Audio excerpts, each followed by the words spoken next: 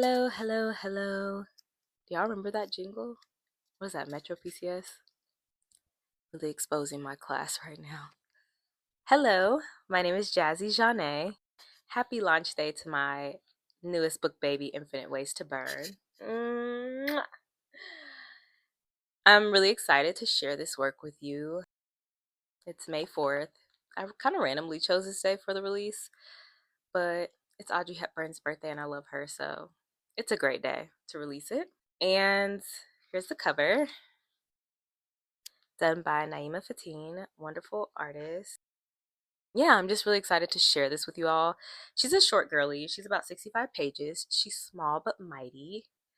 And I always tell people to take care when reading because there are lots of poems related to domestic violence. Well, not lots of, but there are quite a few.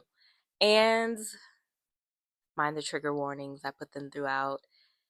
I'm going to do this video in two parts. So this is going to be the Q&A part. And then I'm going to do a separate video reading poems from the book. Again, happy launch day, May 4th, 2025. It's going to be a great day.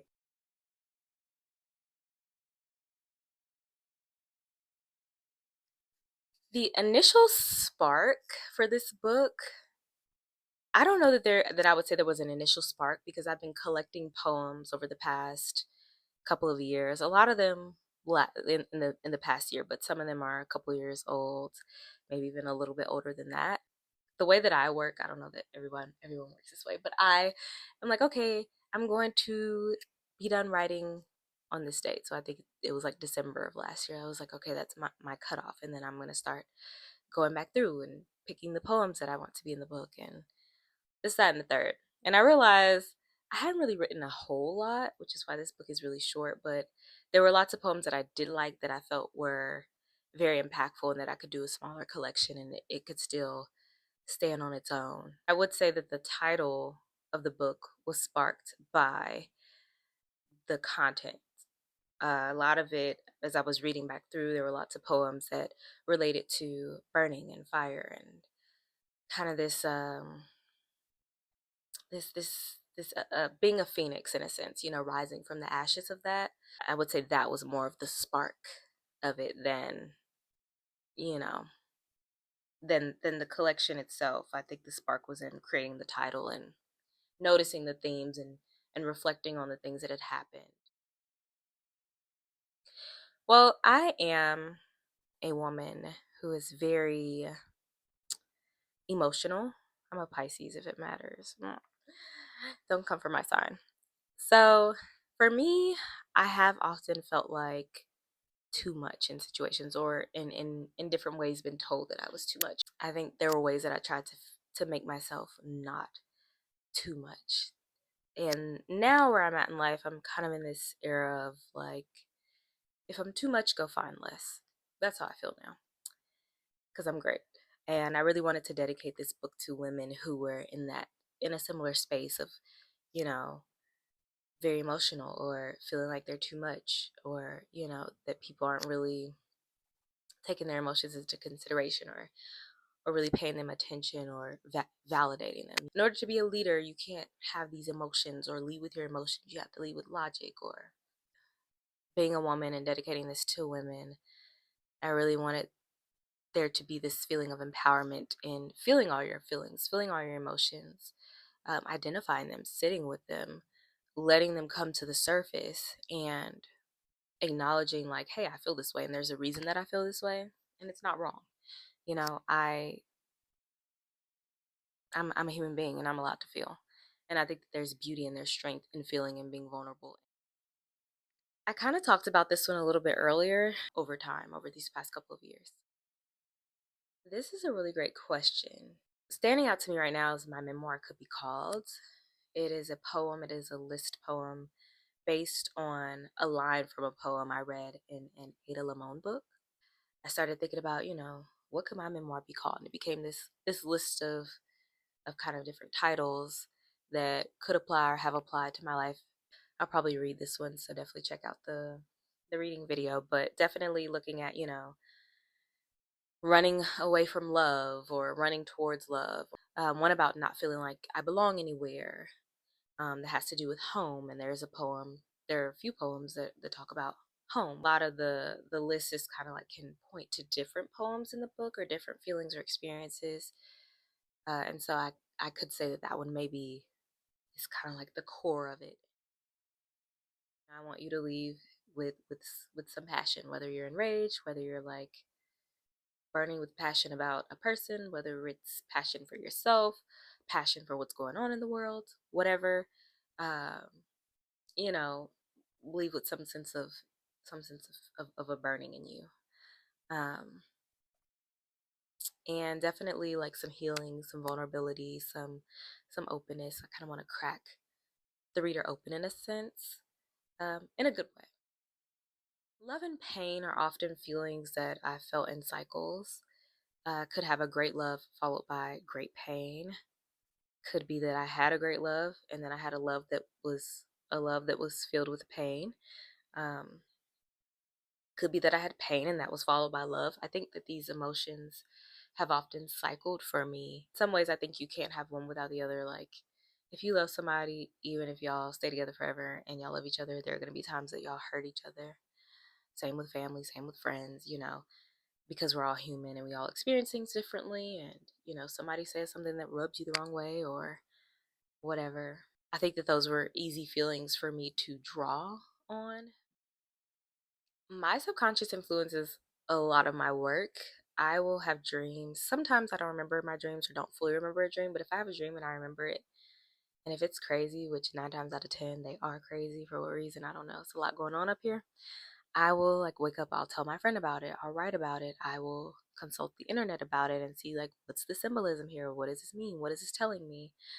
And so in some of my poems where I am kind of talking about dreams or like memories or these different things happening subconsciously, um, it's because it does influence my work a lot.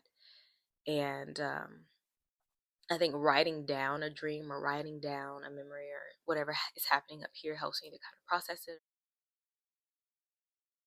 It was absolutely difficult to write and share pieces so vulnerable, so close to my heart. Black and Blue actually was probably a paragraph, if that long, or like a few lines long. And I really wanted to expand on it and say more and give more, but it was really hard for me. I had to really sit with myself on that one, and I had to dig inside myself and pull some stuff out for that one. And there were other poems like that. My editor also encouraged me. Shout out to Caitlin Conlin. 10 out of 10, recommend her. She was great. But she also was like, I want more here, or tell me more about this, and really prompting me to dig a little bit deeper. Or I talked a lot about home because I went to a retreat last year, Unearth Retreat, writing retreat, which is where I met my editor, Caitlin Conlin, and R.E.B. Kofer. Shout out to both of them and everyone who was on the retreat because I love all of them and still talk to them. Um, but I kind of explored home because that Unearth writing retreat last May was on the topic of hometowns, and I have a complicated relationship with home because it's a place where I hold on, my dog is going crazy. But we wrote about hometowns at the retreat, and Vegas is my hometown. And I have a complicated relationship with Vegas because it's the place that I was born. But, I grew up in different places, not military. My family just loved moving, I guess. Um, I grew up a lot in North Carolina with my grandmother. I have spent most of my adult years in Atlanta. So thinking about home was interesting for me because I'm from Vegas, but I don't know a lot of things about Vegas. Like I couldn't tell people, oh, you should go here and do that and do this and do that. When I go there, I feel like a tourist. I'm doing touristy things because I'm like, oh, I've never seen this part of Vegas. And then Vegas has changed and grown so much since I've fully lived there. So my mom was pretty overprotective, so I wasn't like going out the house a lot. She also like didn't want to be out in the heat a lot. So there are lots of things I feel like I don't know about home, what's supposed to be home for me. Being there at the retreat and talking about home gave me a chance to explore that. It gave me a chance to explore my relationship with Atlanta, with me being here now. Yeah, home hasn't really played a lot of a big role in a lot of my writing, I don't feel. So I'm glad that I got to explore that in this collection. Yes, I do think that we're all to some extent playing roles in relationships. I think that we all wear a particular mask, and depending on who the person is and how comfortable we are with them and how we feel about them, we start to reveal more and kind of peel back the layers and take the mask off in a sense. Or wearing different masks depending on who we're around. Some more than others. It's really hard for me to balance pain and hope, I would say. I think I tend to skew towards the pain. That's just so much easier for me to write about. Uh, do I sound like a pessimist? Sometimes I'd really have to prompt myself to look at, okay, the bright side of things, or the good things and the beautiful things and the hopeful things and the love and the all the inspiration and all that. Look to the sunshine. Turn your face to the sun. Not because I haven't experienced those things. I have experienced so much of that, so many beautiful, wonderful things and people and experiences. Um, but for whatever reason, it's just easier for me to pull out that, you know, pull at the pain and kind of like unravel that and pull that out of me. Yeah, I think I answered that question. This was based off of a situation where I was with my friend at her house, and um, I think we had a couple drinks, and we were just talking and listening to music and talking about life and our experiences. And she was crying, and I'm singing the song, and we're talking, and she's just like, sing it," and I'm like, whoa. I guess you would have to have context of the poem, but the poem is about me singing, because my friend is asking me to sing like I have the power to heal her broken heart. And so that's kind of just like what it felt like in that moment. I've always felt like girlhood was very healing. I have um, two sisters and a brother, and I grew up a lot with my middle sister. And as much as we argued about stuff, that was also like my girl. That was my best friend, and she would know everything about me before anybody else, or I would tell her all these things. And that sense of safety and security with my sister, that like we're gonna love each other no matter what, even through our crazy, and she's gonna like understand and get me. As I've grown up and had different friends and different people who I talked to and confided in, um, that feeling has grown more and more.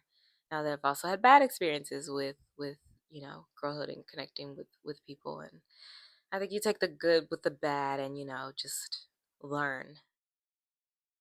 I will feel good about it, and I'll be like, okay, that's it. That's all I can pull out of myself, or this speaks for itself. I really feel like really strongly about this. Again, going back to writing Black and Blue, that was something that I felt was incomplete, and I really wanted to, if I was going to include it in this collection, I was like, I really need to pull more out of myself and put more into this poem, because I know that there's a more there. I'm a very intuitive person, so it's just, I know when I know, kind of thing. Writing lyrics, music's just been always been my first love. Singing, writing songs. When my mom was little, when my mom was little, when I was little, my mom was in this like Diana Ross impersonation group in Vegas, and they would go to the studio and sing and practice and record things, and I would go with her, and that really opened my world, and really, it was really cool. And I think just from there, I love singing. And there's a core memory that I wrote about in the book about when I realized I could sing and like I had a voice, and writing lyrics. That was my introduction, I guess, to poetry. Um, and that's kind of where it all started. And I still love writing music and writing songs. I'm kind of just now starting to get back into that. And I feel similarly about poetry, and I do think that I've gotten to the point. I've always kind of put lyrics into things, slid them into things. If you've ever read any of my older books, that if I'm not like putting lyrics in a book, there may be a song that inspires a poem. I wrote in my last book, there's a poem called, I think it's called Boxes. I don't remember the names of my own poems sometimes. I think it's called Boxes, and it was based off of this song by Bear Attack called Boxes. Yeah, music definitely influences my writing in various ways. I don't necessarily go and try to write a sonnet or a haiku, although I have written those things in the past. It's not something that I'm like, okay, like I'm gonna do this for my book. If it happens, it happens. But I'm more of go with the feeling and the emotion. And I think I kind of talked about this. Black and Blue was really hard for me to write, and I guess maybe some of the more positive poems. Those were kind of like the last ones that went in there. I did make a playlist for Infinite Ways to Burn. When I put the video out, I'll link it if I remember. I would probably say Porcelain by JoJo. Love that song. I was listening to that yesterday, and I do think that the part where she's like, "You can't open new doors with old keys" is very true. Part about being stronger than she's ever been. A part about like she had to break it and rearrange it and turn it into a beautiful mosaic. Like I think all of that really applies to where I'm at in life, and coming through this book and coming through these poems and writing these things and experiencing these things and healing from these things and being like, okay, yeah, I had to leave my sadness in fragments. I had to, break to rebuild, or I had to, go through this healing process and become this different person. Again, like the phoenix. I would say Burn by Usher is like one of my favorites, and I know that that's on the playlist. Uh, but about letting a relationship burn and like letting it go, definitely elements of that throughout the book. A third song that would be on the soundtrack for this book. Uh, I think I've been listening to this song called "Sincerity" by Sailor, and I really love Sailor. At least this is my take on the song. That that she craves this kind of honesty, this clarity that comes in like diamonds, um, and like kind of having the best in a sense. And I think that kind of to end the book, I'm talking about like this old version of me that I'm throwing into the fire. Like I'm not doing these things anymore. I'm not allowing these things. Of course, it's a process, So I may still do some of those things, but being aware of it and working towards not, being some of these older versions of myself who just kind of so easily went up in flames for other people when they asked. Um, I think that I would put that one on there because I think that it does kind of end with like wanting clarity, wanting sincerity, wanting the best, being that girl. Um, she's like, who gonna try to dim on my shine? Like, who are you to dim on my shine? Um, like I'm sparkling, I'm a diamond. Like, I'm not just gonna let anybody dim my shine. That's just not the girl that I'm gonna be anymore. So I think those would be three good ones, but there are also a lot of songs on the actual playlist for the book. I recommend you go listen. Page 43, writing a lie does not make it truth, just one more book of fiction on the shelf. Yeah. Page 31 is about going back to Oxford, and I think I ended it with like, maybe I long for Oxford so much because I long for the me that I left there, and maybe for the chicken tikka and mango chutney sandwiches too, because I love those sandwiches when I went to Oxford. And every time I think about it, I'm like, I need to go back to Oxford just for that, just for one of those sandwiches. That's it. Page 13. Good luck trying to sage me from your system. A down with that one. A lot of people said they liked that line. Um, Something along the lines of, there are lots of bright lights in this big city, but sometimes the bright lights are blinding. Our deserts in it to feel this deserted. I often wonder if deserts are meant to feel this deserted, and if I'll ever not need assistance to get around this town or something like that. It was a lot better than I just read it, but I think that one was a good line. It's particularly the part where like our deserts meant to feel this deserted.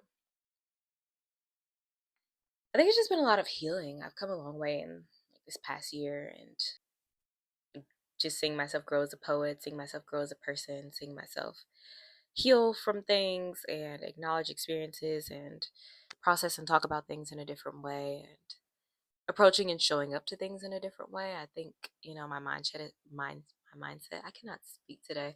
My mindset has shifted a lot. So I think I would say a lot of things have changed for me in very positive ways.